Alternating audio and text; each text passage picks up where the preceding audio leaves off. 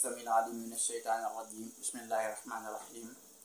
الحمد لله رب العالمين والصلاة والسلام على أشرف المرسلين mbokk jullit yi mbokk taalibe yi mbokk ñu topp ñu bàyyi xel ala kulli xaal ñu ngi leen nuyu ñu ngi leen jaajëfal ci topp ñu topp di ñaan suñu borom boo ñu defal ñu àdduna ko àllaaxira tey ñoo génn ci jotaay bu gàtt bëgg waxtaan ak yéen ak fàttali nii suba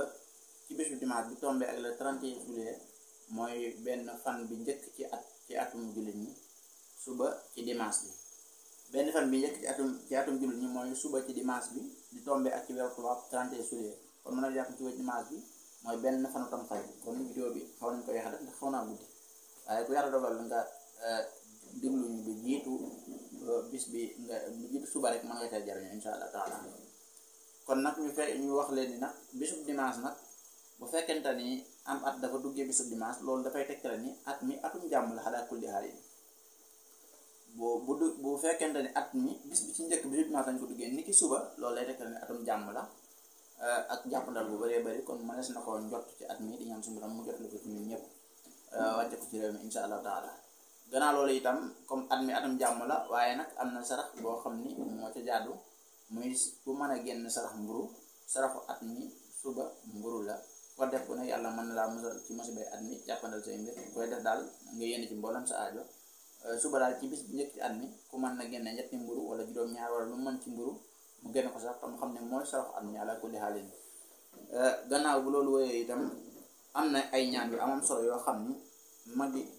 dëkk bi wala magi réew mi baaxoon nañ ko wala jullit ji di ko ñaan ci bis njëkk ci at mi ngir yàlla musal leen ci musibay at mi insha allahu taala ak bépp gàllankoor bu mu làngool